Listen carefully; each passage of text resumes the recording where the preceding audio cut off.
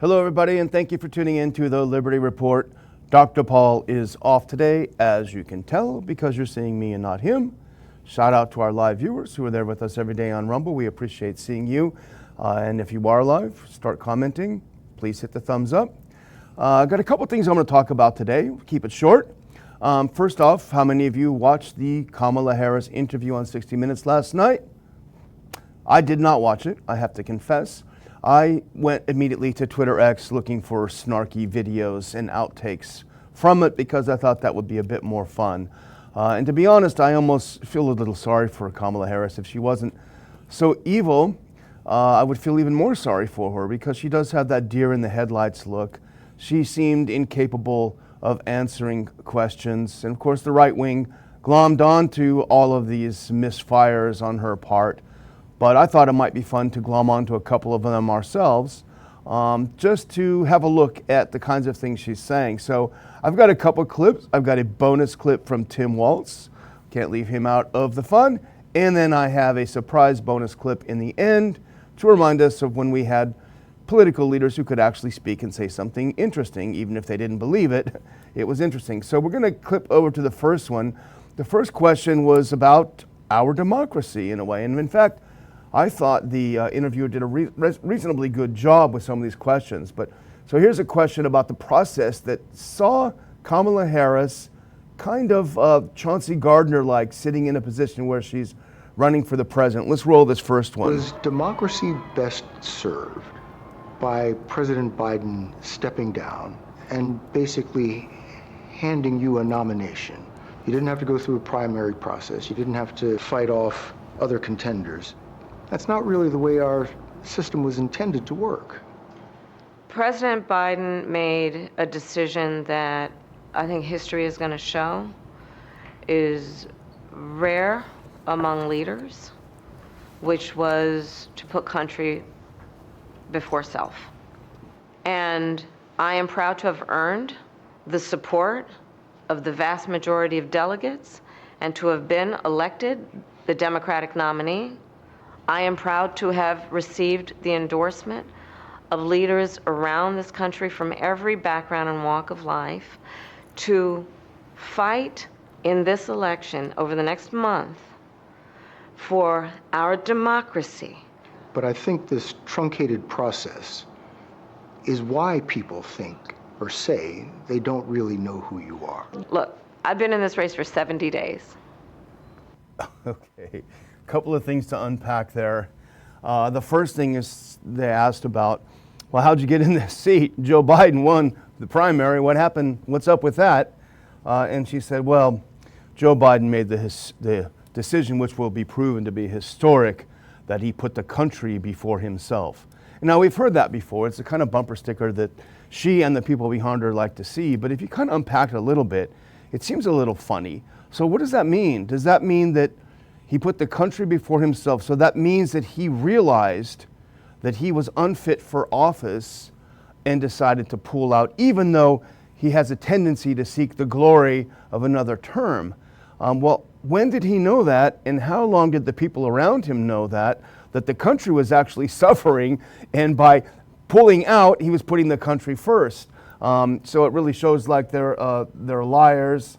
And again, the question is about she's going to fight for our democracy, although she did not get a single vote in the primary process. By definition, fighting against our democracy rather than for our democracy in that case. And in the end, when the questioner, Whitaker, cornered her a little bit, she said, look, I've only been in this race for 70 days. Yeah, but she's been the vice president for 3.5 years. So it was an interesting opening one. Let's do the second one, which is about a question about flip-flops, a pretty reasonable question, and listen to her response. And the columnists say. Okay. They say that the reason so many voters don't know you is that you have changed your position on so many things. You were against fracking, now you're for it. You supported looser immigration policies, now you're tightening them up. You were for Medicare for all, now you're not. So many that people don't truly know what you believe or what you stand for. And I know you've heard that. In the last 4 years, I have been Vice President of the United States, and I have been traveling our country, and I have been listening to folks and seeking what is possible in terms of common ground. I believe in building consensus. We are a diverse people, geographically, regionally, in terms of where we are in our backgrounds. And what the American people do want is that we have leaders who can build consensus, where we can figure out compromise and understand it's not a bad thing, as long as you don't compromise your values, to find common sense solutions. So Chauncey Gardner, in being there, does come to mind again, although Chauncey Gardner had a good heart and he meant well. And you can see a kind of a malevolence in Kamala Harris's approach. And I can see that she's looking at Whitaker as the next guy going to the gulag for daring to ask a question. But it was a legitimate question. You keep changing your positions. Well, what are your positions? Well, I keep traveling around the country, building consensus. I'm seeking what is possible in terms of the common good. It's one of those, that's a mini word salad. It's maybe a spring mix word salad that doesn't mean very much at all and shows a kind of a lack of understanding of what it takes. Now, the next one I want to do is on the border because it's a difficult issue and a difficult question. So let's listen to what she has to say when she's questioned about her positions on the border. Now, Elon Musk is the one who tweeted this out, so let's keep that in mind. I've been covering the border for years, and so I know this is not a problem that started with your administration. Correct. But there was an historic flood of undocumented immigrants coming across the border the first 3 years of your administration. As a matter of fact, arrivals quadrupled from the last year of President Trump. Was it a mistake to loosen the immigration policies as much as you did? It's a long-standing problem, and solutions are at hand. And from day one, literally, we have been offering solutions. What I was asking was it a mistake to kind of allow that flood to happen in the first place? I think the policies that we have been proposing are about fixing a problem, not promoting a problem. Okay? But the numbers did quadruple. And the numbers today, because of what we have done, we have cut the flow of illegal immigration by half. We have cut the flow of fentanyl by half, but we need Congress to be able to act to actually fix the problem. Okay, it's a long-standing problem, she points out. Yes, it's a problem that dates back to the beginning of your administration. And then we get a little more salad. The solution is at hand. Okay, that's encouraging. And she said, from day one, we've been offering solutions to this problem. Well, the rest of us really don't know what they are. And in the end, she devolves back to blaming Congress. So I would say this is probably a kind of a disaster of an interview on her part. And now she went on another interview a couple of days ago, which apparently is popular with young women. I'm certainly not in their demographic in any way, shape, or form. I don't even identify as a young woman, but apparently it was a talk show where they talk about sexual things, and apparently it was more comfortable for her on this program. Trump, I think, wisely decided not to go on the program. But this is sort of her first policy interview with a professional journalist, who, again, I think did a good job. She didn't do too well. But we also had Tim Walz on, the vice presidential candidate, the running mate of Kamala Joy Harris, and he had an interesting answer to the question of some of his, let's put it this way, foibles. So let's put this next one on and take a look at Tim Walz. In your debate with J.D. Vance, you said, I'm a knucklehead at times. And I think you were referring to the time that you said that you were in Hong Kong during the Tiananmen Square unrest when you were not. Yeah. Is that kind of misrepresentation, isn't that more than just being a knucklehead? I think folks know who I am, and I think they know the difference between someone expressing emotion, telling a story, getting a date wrong by rather than a pathological liar like Donald Trump. But I think it comes down to the question of whether you can be trusted to tell the truth. Yeah, well, I think I can. I will own up to being a knucklehead at times, but the folks closest to me know that I keep my word. A knucklehead at times. Of course, he asked him about that one particular instance, but we know many of them, including questions about his military service that he tried to play in an inaccurate way. So the question is, can you trust me? I think you can. That's not very encouraging. So there's kind of that in a nutshell, but I did want to look back and try to remember. Now this is someone who was not without many faults of his own, but in this kind of word salad world that we seem to be living in now, we can be thinking that, hey, am I going insane? Does nothing make sense? Does no one say normal sentences anymore? Well, I'm going to have a bonus clip to bring us all back to reality, to a time when we had someone who actually said some things and they sounded pretty good. So let's run that last one. Let's just turn in the Wayback Machine and roll this one out.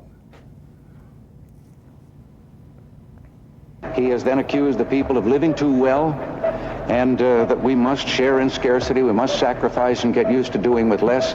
We don't have inflation because the people are living too well. We have inflation because the government is living too well. We'd like to ask the President, why is it inflationary to let the people keep more of their money and spend it the way they'd like, and it isn't inflationary to let him take that money and spend it the way he wants? That was a good one. And again, President Reagan talked a good game. He did some good things, but he also raised taxes and he also spent like a drunken sailor on a Cold War, especially that was not what it was cracked up to be at the time, especially. So, but anyway, he could talk and he could develop positions and he was able to do things that weren't unpopular. As you remember at the time, all of his neocon advisors, this is where the neocons first came into government, all of his neocon advisors says, don't go to Reykjavik. Don't meet with Gorbachev. Don't do this compromise. In fact, they flipped out because Reagan was ready to sign some serious, wide, sweeping agreements with the Soviet Union at the time to limit nuclear weapons, to wind down the Cold War. And unfortunately, it fell apart at the end. But he was willing to talk to an adversary who, unlike the current Russian adversary, we are told, was actually a pretty serious adversary who viewed us as one and was ready for war with us. So again, a president who can compromise and who can talk, which is not too bad. So I hope we had a little bit of fun with that, but I want to cover one other story that's interesting that I came across yesterday that's a little bit more serious and a little bit more chilling. And it's basically partly I just want to make all of you aware of it so you can keep an eye on it. And this is a new piece of legislation that I find extremely threatening. Now this is from Truth Out. Now Truth Out is a lefty site, right? But they share our concerns on civil liberties. Now this is the article. Movement media are fighting for Palestinian liberation and against censorship. So you look at this and say, these are not my people necessarily. Now some of you will say these are my people, but a lot of you won't. But in this article, is something quite interesting. In fact, I went down the rabbit hole a little bit. I went back to my old job of reading legislation, which I can assure you is not much fun, especially the way it's written by people who do not work for someone called Ron Paul. I tried to dig into this legislation, but let me just tell you a little bit about what Truth Out says about this piece of legislation. Go ahead and go to the next one. A bill currently making its way through Congress could kill independent media outlets like ours. Now that sounds like a pitch for donations at first, but I kept reading yesterday. So HR 9495 is a bipartisan piece of legislation, that's a bad sign, ostensibly about allowing U.S. nationals wrongfully detained abroad to postpone their tax deadlines. It sounds relatively innocuous, but this bill also includes the text of another bill. By the way, that's a very common thing. One that made it through the House earlier this spring, and I've highlighted this. It gives the Treasury Secretary the discretion to deem a nonprofit a, quote, terrorist supporting organization, which would strip them of their tax-exempt status. Now, this is important because a lot of the First Amendment killing moves by governments since 2020 have gone, and before then, by the way, they've not been able to run it through Congress, etc. So what they do is they run it through the Treasury Secretary and OFAC, the Office of Foreign Asset Control, and they're the ones who are able to attack it not on First Amendment grounds, but on financial grounds. That's how they got away with their latest attacks on RT and Sputnik and a few others, is through OFAC. So it's going to give the Treasury Secretary, whoever that may be, the discretion to deem a nonprofit a terrorist supporting organization. Go to the next one now. This kind of sweeping jurisdiction should terrify anyone who cares at all about civil liberties. It should especially concern readers of nonprofit media, and I would add nonprofit organizations. The bill can have compounding effects. Some outlets might self-censor. We saw a lot of that during COVID. Organizations might spend limited funds and time defending themselves from any old hateful threat that comes their way. Donations may dry up as funders worry about whether they can face some kind of penalty of their own. The terror label is already powerful. This Truth Out article continues. It can freeze assets and spark investigations. And this bill creates a whole new category, critical few words, that of a terrorist supporting organization that can poison by association alone. Now go on a little bit further. I just want to get this down because here's the real point. One could make any number of critiques of this bill. It puts a terrifying amount of power in the hands of a political appointee, i.e. the Treasury Secretary, who could easily weaponize it against any enemy of their choosing. It's unconstitutional, likely, and this is the point they make this important. It's also redundant. Providing material support to organizations on the U.S. list of foreign terror organizations is already illegal under a whole host of legislation that already exists. And that is important. It is already illegal. If the government goes through the process of designating an entity or a country a terrorist supporting entity or country, it is already illegal to provide any material support. What this is doing is something very different and much more insidious. It's creating a whole new category solely in the hands of the Treasury Secretary and, of course, the deep state behind that person to categorize anything they don't want or don't like as a terrorist supporting entity. Now, some of our friends on the right might look at this and say, well, all these Palestinian protesters are a bunch of terrorists anyway. They deserve it. They've got it going to them. Well, guess what? What goes around comes around, because especially if someone like Kamala wins, who's not a fan and not a friend of free speech and not a friend of organizations that she doesn't like, because she'll have Hillary whispering in her ear, you can better believe that. It's going to come back to haunt you, because I just did a very, very narrow dive, not a deep dive, into what kinds of organizations, if Kamala wins or someone like her, who they might be targeting. And this is from a Newsweek article very recently. I think it was actually a couple of days ago, written by William Arkin. FBI targets Trump followers as the 2024 election nears. Now go to the next one. This is from that article. The federal government believes the threat of violence and major civil disturbances around the 2024 U.S. presidential election is so great that it's quietly created a new category of extremists that it seeks to track and counter: Donald Trump's army of MAGA followers. The challenge for the Federal Bureau of Investigation, the primary federal agency charged with law enforcement, is to pursue and prevent, and I highlight this, what it calls domestic terrorism. So, those of you smugly thinking, yes, let's take out these Palestine protesters, let's take out these lefties, these annoying lefties, these Hamas lovers. Well, guess what? They're coming for you. They're coming for all the conservative alternative media as well. You better believe it. You better believe it. And when you give the power of being able to silence an organization or a news outlet in the hands of one political appointee, you've got trouble. And you say, well, come on, that's not what the law says. Well, let's look a little bit at legislation. Let's go to H.R. 9495. This is what it looks like in the cover. It basically says what it is. So you go down to Section 4, if you go to the next one. Here's where it gets juicy. Section 4, termination of tax-exempt status of terrorist-supporting organizations. Now, it sounds, again, ominous. Who was terrorist-supporting organization? What does that mean? What are the definitions? Well, there are none.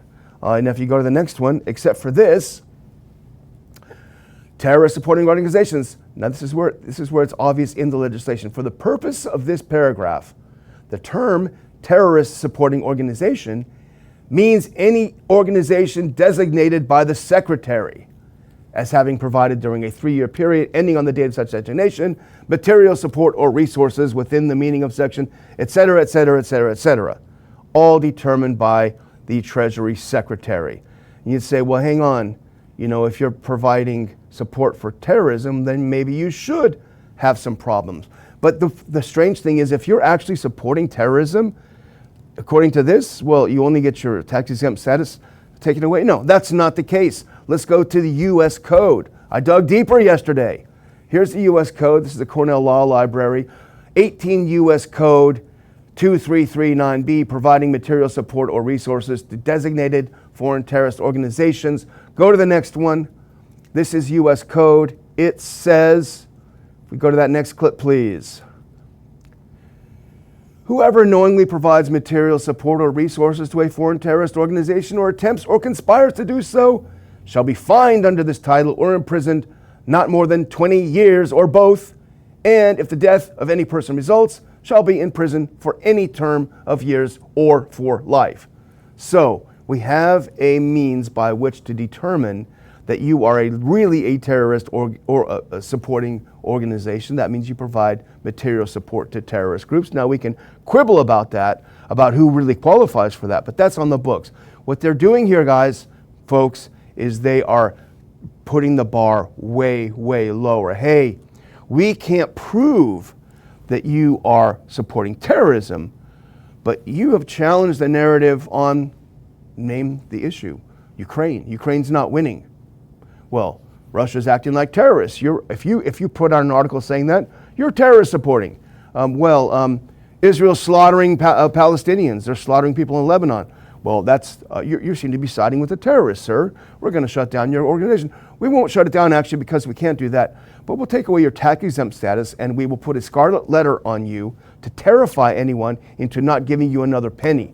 This is chilling, folks. This is really chilling stuff. Keep your eyes out. The war on speech is up and running. And it's not right-wing. It's not left-wing. Don't get in that mental cage. It's them versus us, people who believe in liberty and freedom. So I want to do one final thing, which is to remind everyone that we survive on your tax-deductible donations. If you go to that last clip, please.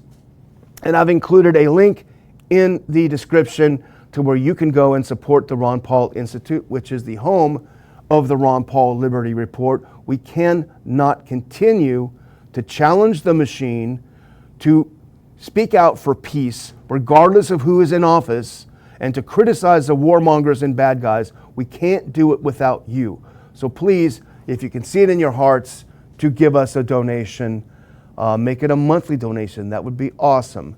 If you can do that, we will appreciate it. And I appreciate you watching the Liberty Report with just me and not Dr. Paul, who's much more entertaining and intelligent than I am.